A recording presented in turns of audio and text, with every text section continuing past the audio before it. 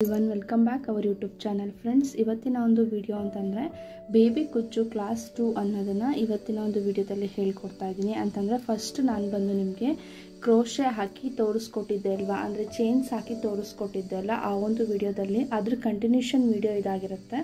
Class 2 ಅಂದರೆ baby ಕುಚ್ಚನ್ನ ಯಾವ ಥರ ಹಾಕೋದು, ನೆಕ್ಸ್ಟ್ ಈ ಥರ ಅಂತಂದರೆ ಚೈನ್ಸ್ ಒಳಗಡೆ ಅನ್ನೋದನ್ನು ಹೇಳಿದ್ದೆ. ಇವಾಗ ನಾನು ಚೈನ್ಸ್ ಒಳಗಡೆ ಯಾವ ಥರ ಬೇಬಿ ಕುಚ್ಚು ಹಾಕೋದು ಅನ್ನೋದನ್ನು ಇವತ್ತಿನ ಒಂದು ವಿಡಿಯೋದಲ್ಲಿ ತೋರಿಸ್ಕೊಡ್ತಾ ಇದ್ದೀನಿ. ಅದಕ್ಕಾಗಿ ನಾನು ಈ ಥರ ಥ್ರೆಡ್ಡನ್ನು ಮಾಡ್ಕೊಬೇಕಾಗತ್ತೆ. ಫಸ್ಟಿಗೆ ಈ ಥರ ಥ್ರೆಡ್ ಯಾವ ಥರ ಮಾಡ್ಕೊಳ್ಳೋದು ಅನ್ನೋದನ್ನು ಇವತ್ತಿನ ಒಂದು ಕ್ಲಾಸಲ್ಲಿ ಹೇಳ್ಕೊಡ್ತಾ ಇದ್ದೀನಿ ನೋಡಿ. ಮತ್ತು ಯಾರೇ ಚಾನಲ್ ಹೊಸಬ್ರು ನೋಡ್ತಾ ಇದ್ದಾರೆ ದಯವಿಟ್ಟು ಚಾನಲ್ನ ಸಬ್ಸ್ಕ್ರೈಬ್ ಮಾಡ್ಕೊಂಡು ನೋಡಿ.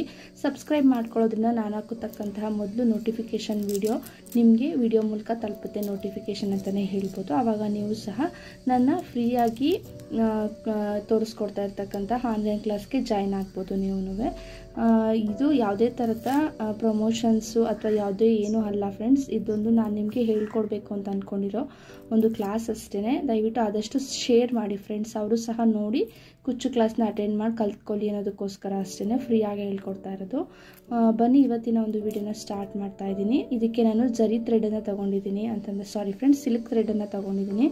ಸಿಲ್ಕ್ ಥ್ರೆಡ್ಡು ಮತ್ತು ಈ ಥರ ಒಂದು ಚಿಕ್ಕದು ಬುಕ್ಸ್ ಬರುತ್ತಲ್ವಾ, ಅಂದರೆ ಬುಕ್ ಆಗಿರ್ಬೋದು ಅಥವಾ ವಿಸಿಟಿಂಗ್ ಕಾರ್ಡ್ಗಳು ಬರುತ್ತೆ ನೋಡಿ, ಕಾರ್ಡ್ಗಳಾಗಿರ್ಬೋದು ಯಾವುದೇ ಆಗಿರ್ಬೋದು ಫ್ರೆಂಡ್ಸ್, ನಿಮ್ಮ ಮನೇಲಿ ಯಾವುದಿರುತ್ತೋ ನೀವು ಅದನ್ನು ಪ್ರಿಫರ್ ಮಾಡ್ಕೊಳ್ಳಿ.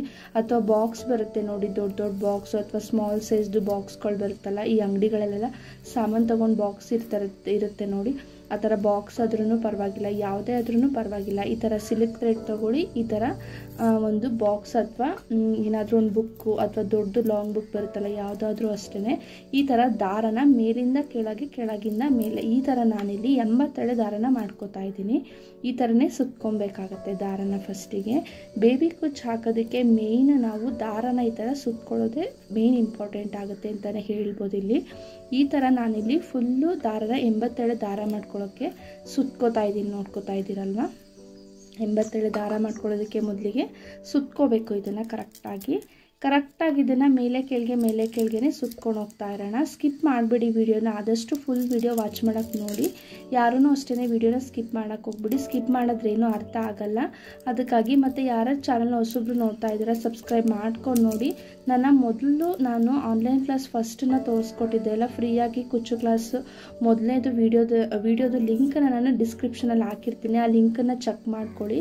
ಅದು ಫಸ್ಟ್ ಆಗಿರುತ್ತೆ. ಯಾರು ಹೊಸಬ್ರು ನೋಡ್ತಾ ಇದ್ದೀರಾ ಅವರಿಗೆ ಆ ಲಿಂಕನ್ನು ಚೆಕ್ ಮಾಡಿದ್ರೆ ನಾನು ಚೈನ್ ಸ್ಟಿಚ್ ಯಾವ ಥರ ಹಾಕ್ಕೊಂಡೆ ಅನ್ನೋದು ನಿಮಗೆ ಗೊತ್ತಾಗುತ್ತೆ ನೋಡಿ. ಇವಾಗ ನಾನು 87 ದಾರನ ಕರೆಕ್ಟಾಗಿ ಮಾಡ್ಕೊಂಡಿದ್ಮೇಲೆ ಇದನ್ನು ಕರೆಕ್ಟಾಗಿ ಮಿಡಲ್ ಪಾಯಿಂಟಿಗೆ ಈ ಥರ ಟ್ರಿಮ್ಮರಿಂದ ಕಟ್ ಮಾಡ್ಕೋಬೇಕಾಗತ್ತೆ. ಟ್ರಿಮ್ಮರಿಂದ ಮಿಡಲ್ ಪಾಯಿಂಟಿಗೆ ಈ ಥರ ಕಟ್ ಮಾಡ್ಕೊಳ್ಳೋಣ. ಸಮಕ್ಕೆ ಕಟ್ ಮಾಡಿಕೊಂಡು ಅದನ್ನು ಕರೆಕ್ಟಾಗಿ ನಾವು ಕೈಯಲ್ಲಿ ದಾರನ ಎಳ್ಕೊಬೇಕಾಗತ್ತೆ. ಅಂತಂದರೆ ಥ್ರೆಡ್ ಸುತ್ಕೊಂಡಿದ್ವಿ ನೋಡಿ, ಇದನ್ನು ಕೈಯಲ್ಲಿ ದಾರನ ಈ ಥರ ರಿಮೂವ್ ಮಾಡಿಕೊಂಡು ಕೈಯಲ್ಲಿ ಕರೆಕ್ಟಾಗಿ ಇಟ್ಕೊಂಡು ಅದನ್ನು ಸಮ ಮಾಡ್ಕೊಬೇಕಾಗತ್ತೆ ಫ್ರೆಂಡ್ಸ್. ಇದನ್ನು ಸಮ ಮಾಡಿಕೊಂಡು ಫ್ಯಾಬ್ರಿಕ್ ಗ್ಲೂ ತಗೋತೀನಿ ನಾನು ಇವಾಗ. ಇದೇ ಥರ ಬರಬೇಕಿದು, ಇದು ಯಾವ ಥರ ಇದೆ ಅದೇ ಥರ ಬರಬೇಕು, ಆವಾಗ ನೀಟ್ ಫಿನಿಶಿಂಗಲ್ಲಿ ಬರುತ್ತೆ. ಇದಕ್ಕೆ ನಾನು ಫ್ಯಾಬ್ರಿಕ್ ಗ್ಲೂನ ತಗೊತೀನಿ. ಫ್ಯಾಬ್ರಿಕ್ ಗ್ಲೂ ಸಹಾಯದಿಂದ ಇದನ್ನು ಅಂಟಿಸ್ಕೋಬೇಕಾಗತ್ತೆ. ಈ ಒಂದು ಗ್ಲೂನ ನಾನು ಪ್ರಿಫರ್ ಮಾಡ್ತಿದ್ದೀನಿ, ಯಾಕಂದರೆ ಈ ಗ್ಲೂ ಚೆನ್ನಾಗಿದೆ, ಅದಕ್ಕಾಗಿ ಇದನ್ನೇ ನಾನು ಬಳಸೋದು. ನೀವು ಸಹ ಇದನ್ನೇ ಯೂಸ್ ಮಾಡಿ. ಮತ್ತು ನಿಮಗೆ ಬೇರೆ ಬ್ರ್ಯಾಂಡ್ ಸಿಕ್ತು ಅಂದರೆ ಅದನ್ನು ಸಹ ಯೂಸ್ ಮಾಡಿ.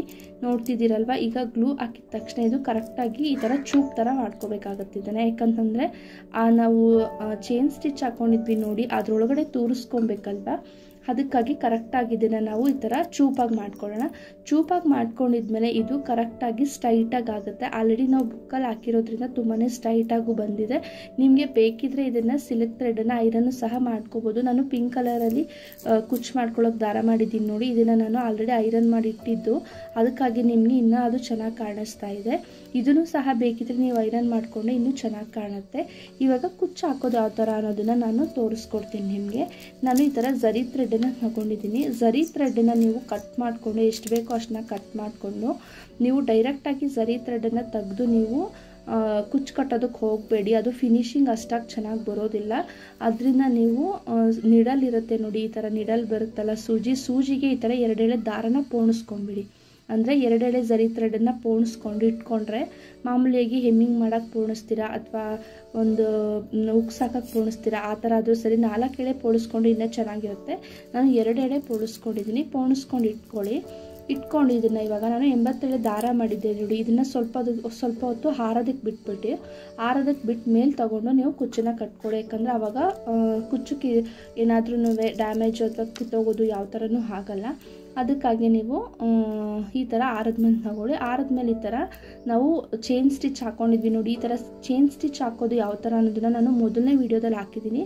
ಆ ವಿಡಿಯೋ ಲಿಂಕನ್ನು ನಾನು ಡಿಸ್ಕ್ರಿಪ್ಷನಲ್ಲಿ ಕೊಟ್ಟಿರ್ತೀನಿ. ದಯವಿಟ್ಟು ಚೆಕ್ ಮಾಡಿಬಿಟ್ಟು ಬಿಗಿನರ್ಸ್ ಆಗಿದ್ದರೆ ಅದನ್ನು ನೋಡಿದ ಮೇಲೆ ಈ ಒಂದು ವಿಡಿಯೋ ನೋಡಿ ನೀವು ಕುಚ್ಚನ್ನು ಕಲ್ತ್ಕೊಳ್ಳೋಕ್ಕೆ ಟ್ರೈ ಮಾಡಿ.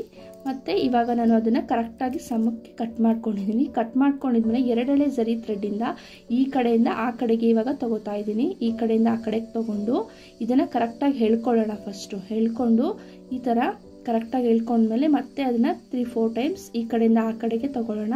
ಈ ಥರ ಬೇಬಿ ಕುಚ್ಚು ಕಟ್ಟೋದು. ನೀವು ಒಂದು ಟೇಬಲ್ಲು ಅಥವಾ ಚೇರು ಏನೇ ಇರುತ್ತೆ ನೋಡಿ ಅದ್ರ ಮೇಲೆ ಸ್ಯಾರಿ ಇಟ್ಕೊಂಡು ಕಟ್ಕೊಳ್ಳಿ. ನಾನು ಅದ್ರ ಮೇಲೇ ಸ್ಯಾರಿ ಇಟ್ಕೊಂಡು ಕಟ್ಕೊಂಡು ತೋರಿಸೋಣ ಅಂದ್ಕೊಂಡಿದ್ದೆ.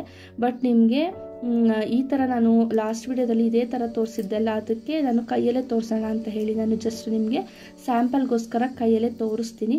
ನಾನು ನಿಮಗೆ ಬೇಬಿ ಕುಚ್ಚು ಹಾಕಿರ್ತಕ್ಕಂತಹ ವೀಡಿಯೋಸ್ಗಳನ್ನು ಹೆಚ್ಚೆಚ್ಚು ನನ್ನ ಚಾನಲಲ್ಲಿ ಹಾಕಿದ್ದೀನಿ. ಅದನ್ನು ಸಹ ಯಾವ ಥರ ಹಾಕೋದು ಅನ್ನೋದನ್ನು ಇನ್ನೂ ಡೀಟೇಲಾಗಿ ಹೇಳಿದ್ದೀನಿ. ನೀವು ಬೇಕಿದ್ದರೆ ಅದನ್ನು ಸಹ ನನ್ನ ಚಾನಲಲ್ಲಿದೆ. ಅದನ್ನೆಲ್ಲ ಚೆಕ್ ಮಾಡಿ ನೋಡ್ಕೊಳ್ಳಿ. ತುಂಬ ಈಸಿಯಾಗಿ ಹಾಕಿದ್ದೀನಿ. ಚೈನ್ ಸ್ಟಿಚ್ ಹಾಕಿ ನಾರ್ಮಲ್ ಆಗಿ ಹಾಕಿ ಎಲ್ಲ ಥರದಲ್ಲೂ ಹಾಕಿದ್ದೀನಿ. ಅದನ್ನು ನೀವು ವಾಚ್ ಮಾಡಿ. ಮತ್ತು ನಾನು ನೆಕ್ಸ್ಟ್ ಕ್ಲಾಸಲ್ಲಿ ಬಂದು ನಿಮಗೆ ಕ್ರೋಶೆ ನೆಕ್ಸ್ಟ್ ಸ್ಟೆಪ್ ಯಾವ ಥರ ಹಾಕೋದು ಅನ್ನೋದನ್ನು ತೋರಿಸ್ಕೊಡ್ತೀನಿ ಫ್ರೆಂಡ್ಸ್. ಅದಕ್ಕೆ ನೀವು ಯಾರೇ ಚಾನಲ್ ಹೊಸಬ್ರು ನೋಡ್ತಾ ಇದ್ದಾರೆ ಸಬ್ಸ್ಕ್ರೈಬ್ ಮಾಡ್ಕೊಂಡು ಚಾನಲ್ ನೋಡಿ ನಿಮ್ಮ ಫ್ರೆಂಡ್ಸ್ಗೆ ಫ್ಯಾಮಿಲಿಗೂ ಸಹ ಶೇರ್ ಮಾಡಿ ಅಂತ ಕೇಳ್ಕೊತಿದ್ದೀನಿ. ನೋಡ್ತಿದ್ದೀರಲ್ವಾ, ಇದನ್ನು 3-4 ಟೈಮ್ಸ್ ಆದಮೇಲೆ ನಾನು ಕರೆಕ್ಟಾಗಿ ಮಿಡಲ್ ಪಾಯಿಂಟಿಗೆ ಬಂದು ನಾನು ಅಲ್ಲಿ ಲಾಕನ್ನು ಮಾಡಿಕೊಂಡು, ಲಾಕ್ ಅಂತಂದರೆ ಮಿಡಲ್ ಪಾಯಿಂಟಿಗೆ ತೊಗೊಂಡು ಅದನ್ನು ಲಾಕನ್ನು ಮಾಡಿಕೊಂಡು ಒಳಗಿಂದ ಹೇಳ್ಕೊಂಡು ಅದನ್ನು ಕಟ್ ಮಾಡಿಟ್ಕೊಂಡೆ ನೋಡಿ. ಇವಾಗ ಫಿನಿಶಿಂಗ್ ಅನ್ನೋದು ಎಷ್ಟೊಂದು ನೀಟಾಗಿ ಬಂದಿದೆ. ಲಾಸ್ಟಲ್ಲಿ ಬಂದು ನಾವು ಇದನ್ನು ಕರೆಕ್ಟಾಗಿ ಸಮಕ್ಕೆ ಕಟ್ ಮಾಡ್ಕೋಬೇಕಾಗತ್ತೆ ಕುಚ್ಚನ್ನು. ಆವಾಗ ಫಿನಿಶಿಂಗ್ ಅನ್ನೋದು ನೀಟಾಗಿ ಬರುತ್ತೆ ಫ್ರೆಂಡ್ಸ್. ಈ ಥರ ಕಾಣಿಸುತ್ತೆ ಫೈನಲ್ ಆಗಿ. ಈ ಝರಿ ಥ್ರೆಡ್ ಇರುತ್ತಲ್ವ, ಝರಿ ಥ್ರೆಡನ್ನು ತೆಗೆದುಬಿಡೋಣ ಅಂತಂದರೆ ತೆಗೆದುಬಿಟ್ಟು ಈ ಥರ ಮತ್ತೆ ಝರಿ ಇರುತ್ತಲ್ಲ ಅದನ್ನು ಹಾಕ್ಕೊಬೇಕಾಗತ್ತೆ. ಹಾಕ್ಕೊಂಡು ಅದನ್ನು ಯಾವುದೇ ಕಾರಣಕ್ಕೋಸ್ಕರ ಕುಚ್ಚನ್ನು ಕಟ್ಟಿದ ತಕ್ಷಣ ಝರಿ ಥ್ರೆಡನ್ನ ಈ ಥರ ಲಾಕ್ ಮಾಡಿಬಿಡಿ. ಇಲ್ಲ ಅಂತಂದರೆ ಒಂದ್ಸಲ ಏನಾದರೂ ಸೂಜಿ ಏನಾದರೂ ಕೆಳಗಡೆಗೆ ಬಿದ್ದು ಮಿಸ್ ಆಯಿತು ಅಂತಂದರೆ ಮತ್ತೆ ಅದನ್ನು ಹುಡ್ಕೋದು ಹಾಗೆ ಹೀಗೆ ಅಂತ ಕಷ್ಟ ಆಗಬಾರ್ದು ಅಂತಷ್ಟೇ. ಈ ಥರ ಲಾಕ್ ಮಾಡಿಟ್ಬಿಟ್ರೆ ಝರಿ ಥ್ರೆಡ್ಡಿಂದ ನಮಗೆ ಸೂಜಿ ಚೆನ್ನಾಗಿ ಕಾಣುತ್ತೆ. ಅದಕ್ಕಾಗಿ ಈ ಥರ ಲಾಕ್ ಮಾಡಿಟ್ಕೊಳ್ಳಿ. ಈ ಥರನೇ ಫ್ರೆಂಡ್ಸ್ ಮುಂದೆಯಿಂದ ಹಿಂದೆ ಮಾಡಿ, ಹಿಂದೆಯಿಂದ ಮುಂದೆ ಮಾಡಿ 3-4 ಟೈಮ್ಸ್ ಆದಮೇಲೆ ಮೇಲ್ಗಡೆಯಿಂದ ಝರಿ ಥ್ರೆಡನ್ನು ತೊಗೊಬಂದು ಮಿಡಲ್ ಪಾಯಿಂಟಿಗೆ ಕಟ್ ಮಾಡಿಬಿಟ್ಟು ಲಾಕ್ ಮಾಡೋದಷ್ಟೇ. ನೋಡಿದ್ರಲ್ವ ಎಷ್ಟೊಂದು ನೀಟ್ ಫಿನಿಶಿಂಗ್ ಆಗಿ ನಾನು ಕ್ರೋಶೆ ಸಹಾಯದಿಂದ ಯಾವ ಥರ ಬೇಬಿ ಕುಚ್ಚು ಹಾಕ್ತೆ ಅನ್ನೋದನ್ನು. ಈಗ ನೆಕ್ಸ್ಟ್ ನಾನು ಇದನ್ನು ಕಟ್ ಮಾಡಿ ಇಟ್ಕೊತೀನಿ. ಸ್ವಲ್ಪ ಟೇಪ್ ಉಳಿದಿತ್ತು ನೋಡಿ. ಇವಾಗ ನಾವು ಡೈರೆಕ್ಟಾಗೇ ಸ್ಯಾರಿಗೇ ಕುಚ್ಚು ಹಾಕಬೇಕಾಗುತ್ತೆ. ಅಂದರೆ ಬೇಬಿ ಕುಚ್ಚನ್ನು ನಾವು ಡೈರೆಕ್ಟಾಗೇ ಹಾಕಬೇಕಾಗುತ್ತೆ. ಆ ಥರ ತಿಳ್ಕೊಂಡು ನಾನು ಇವತ್ತು ಸ್ಯಾಂಪಲ್ ಪೀಸಲ್ಲಿ ನಿಮಗೆ ಮತ್ತೆ ನಾನು ಬೇಬಿ ಕುಚ್ಚನ್ನು ಡೈರೆಕ್ಟಾಗಿ ಹಾಕೋದು ತೋರಿಸ್ತಿದ್ದೀನಿ ನೋಡಿ. ಬೇಬಿ ಕುಚ್ಚನ್ನು ಡೈರೆಕ್ಟಾಗಿ ಹಾಕಬೇಕಾದ್ರೆ ಈ ಥರ ನಿಡಲ್ ಬರುತ್ತಲ್ವ, ಈ ನಿಡಲ್ ಸಹಾಯದಿಂದ ಮೇಲೆ ಕೆಳಗೆ ಒಂದು 3-4 ಟೈಮ್ಸ್ ಮಾಡಿದ್ಮೇಲೆ ಅದನ್ನು ಕರೆಕ್ಟಾಗಿ ನೀವು ಮಿಡಲ್ ಪಾಯಿಂಟಿಗೆ 3-4 ಟೈಮ್ಸ್ ಮಾಡ್ಕೊಂಬಿಡಿ. ಅದು ಹೋಲ್ ಆಗುತ್ತೆ. ಹೋಲ್ ಆದಮೇಲೆ ಮೇಲ್ಗಡೆಯಿಂದ ನಾನು ಪಿಂಕ್ ಕಲರ್ ಥ್ರೆಡ್ಡಲ್ಲಿ ಈ ಒಂದು ಕುಚ್ಚನ್ನು ಕಟ್ಕೊತಿದ್ದೀನಿ. ನೋಡ್ತಿದ್ದೀರಲ್ವ, ಮೇಲ್ಗಡೆಯಿಂದ ಕೆಳಗೆ ಮತ್ತು ಕೆಳಗಿಂದ ಮೇಲಕ್ಕೆ ಅಥವಾ ಯಾವುದೇ ಥರ ಆಗಿರ್ಬೋದು ಹೋಲ್ ಮಾಡ್ಕೊಳ್ಳಿ. ಹೋಲ್ ಮಾಡಿಕೊಂಡು ಮತ್ತೆ ನಾನು ಇದನ್ನು ಪಿಂಕ್ ಕಲರ್ದು ಥ್ರೆಡ್ ಮಾಡಿದ್ದೆ ಅಲ್ವಾ, ಅದನ್ನು ಚೂಪಾಗಿರುತ್ತೆ ನೋಡಿ ಮುಂದೆ ಮೂತಿ, ಅದನ್ನು ನಾನು ಇವಾಗ ತೂರಿಸ್ಕೊಂಡು ಇವಾಗ ಸಮಕ್ಕೆ ಇಟ್ಕೊಂಡು 2 ಎಳೆ ಝರಿ ಥ್ರೆಡ್ ತೊಗೊಂಡಿದ್ದೆ ನೋಡಿ. ಝರಿ ಥ್ರೆಡ್ ಸಹಾಯದಿಂದ ನಾನು ಕರೆಕ್ಟಾಗಿ ಇವಾಗ ಮೇಲಿಂದ ಕೆಳಗೆ, ಕೆಳಗಿಂದ ಮೇಲಕ್ಕೆ, ಮೇಲಿಂದ ಕೆಳಗೆ, ಕೆಳಗಿಂದ ಮೇಲಕ್ಕೆ ಅಂದರೆ ಉಲ್ಟಾ ಪಲ್ಟಾ ಮಾಡಿ ನಾನಿಲ್ಲಿ ಈ ಥರ ಕುಚ್ಚನ್ನು ಕಟ್ಕೊಳ್ಳೋಕ್ಕೆ ಟ್ರೈ ಮಾಡ್ತಾಯಿದ್ದೀನಿ. ನೋಡ್ತಿದ್ದೀರಲ್ವ, ಕರೆಕ್ಟಾಗಿ ಈ ಥರನೇ ಕಟ್ಕೋಬೇಕು. ಸೇಮ್ ನಾವು ಅಂತಂದರೆ ಇದರೊಳಗಡೆ ಅಂತಂದರೆ ಕ್ರೋಶೆ ಮಾಡಿದ್ದು ಒಳಗಡೆಗೆ ಹಾಕಿದ್ವಿ ನೋಡಿ ಲಾಕ್ ಮಾಡಬೇಕಾದ್ರೆ, ಅದೇ ಥರ ಲಾಕನ್ನು ಇಲ್ಲೂ ಮಾಡ್ಕೊಳ್ಳೋದಷ್ಟೇ. ಲಾಕ್ ಮಾಡಿಕೊಂಡು ಮೊದಲು ನಾವು ಝರಿನ ಕಟ್ ಮಾಡ್ಕೊಬೇಕಾಗತ್ತೆ. ಕಟ್ ಮಾಡ್ಕೊಂಡ್ಮೇಲೆ ನೆಕ್ಸ್ಟ್ ನಾವು ಇವಾಗ ಈ ಥರ ಮತ್ತೆ ಲಾಕ್ ಮಾಡಿ ಝರಿನ ಇಟ್ಕೊಳ್ಳೋಣ. ಇದನ್ನು ಮಿಸ್ ಹಾಕೊಂಡು ಇಟ್ಕೊಬೇಕಾಗುತ್ತೆ. ಅಂತಂದರೆ ನಮಗೆ ಇದು ಬಂದುಬಿಟ್ಟು ಕರೆಕ್ಟಾಗಿ ಬರಬೇಕು. ಯಾಕಂತಂದರೆ ಆ ಕಡೆ ಈ ಕಡೆ ಒಂದು ಕುಚ್ಚು ಏನಾದ್ರೂ ಅಥವಾ ಒಂದು ಝರಿ ಥ್ರೆಡ್ ಏನಾದ್ರು ಬಿಟ್ಕೊಂಡ್ಬಿಟ್ರೆ ಅದು ಫಿನಿಶಿಂಗ್ ನೀಟಾಗಿ ಬರಲ್ಲ ಅನ್ನೋ ಕಾರಣಕ್ಕಾಗಿ. ನೋಡ್ತಿದ್ದೀರಲ್ವ ಎಷ್ಟೊಂದು ನೀಟ್ ಫಿನಿಶಿಂಗ್ ಆಗಿ ಬಂದಿದೆ. ಸ್ಯಾರಿಗೆ ನಾವು ಈ ಥರ ಹಾಕಿದಾಗ ಈ ಥರ ನೀಟ್ ಫಿನಿಶಿಂಗ್ ಆಗಿ ಬರುತ್ತೆ ಫ್ರೆಂಡ್ಸ್. ಇದನ್ನು ನಾನು ಥ್ರೆಡ್ಡನ್ನು ಬಂದು ಐರನ್ ಮಾಡಿ ಇಟ್ಕೊಂಡಿದ್ದೆ. ಐರನ್ ಮಾಡಿ ಇಟ್ಟಿರೋದ್ರಿಂದ ಇದು ಇಷ್ಟೊಂದು ನೀಟ್ ಫಿನಿಶಿಂಗ್ ಆಗಿ ಬಂದಿದೆ. ನೀವು ಇನ್ ಕೇಸ್ ನಾವು ಆ ಬ್ಲೂ ಕಲರ್ ಥ್ರೆಡನ್ನು ತೋರಿಸ್ತಾ ಅಲ್ವಾ, ಅದು ಐರನ್ ಮಾಡಿಲ್ಲ, ಅದಕ್ಕಾಗಿ ಅದು ಬಂದು ನಾವು ಡೈರೆಕ್ಟಾಗಿ ಹಾಕಿರೋದ್ರಿಂದ ಅಷ್ಟೊಂದು ಕುಚ್ಚು ಇದಾಗಿ ಬಂದಿಲ್ಲ ಫ್ರೆಂಡ್ಸ್. ಅಂದರೆ ಮೇಲೆ ದಾರಗಳು ಎತ್ಕೊಂಡ್ಬಿಟ್ಟಿದೆ, ಅದನ್ನು ಅಷ್ಟೇ ಐರನ್ ಮಾಡಿದ್ರೆ ಚೆನ್ನಾಗಿ ಬರುತ್ತೆ. ಇಷ್ಟೇ ಫ್ರೆಂಡ್ಸ್ ಇವತ್ತಿನ ಒಂದು ನಾನು ಆನ್ಲೈನ್ ಕ್ಲಾಸ್ ಅಂತಂದರೆ ಫ್ರೀಯಾಗಿ ಹೇಳ್ಕೊಡ್ತಿರ್ತಕ್ಕಂಥ ಕ್ಲಾಸಲ್ಲಿ ನಾನು ಇವತ್ತಿನ ಒಂದು ವಿಡಿಯೋನ ಇಲ್ಲಿಗೆ ಎಂಡ್ ಮಾಡ್ತಾ ಇದ್ದೀನಿ. ನೆಕ್ಸ್ಟ್ ನಾವು ಕ್ರೋಶೆನ ಯಾವ ಥರ ಹಾಕೋದು ಅನ್ನೋದನ್ನು ನೋಡೋಣ. ಸಬ್ಸ್ಕ್ರೈಬ್ ಮಾಡ್ಕೊಳ್ಳದೆ ನೋಡ್ತಿದ್ರೆ ಸಬ್ಸ್ಕ್ರೈಬ್ ಮಾಡ್ಕೊಳ್ಳಿ. Thank you.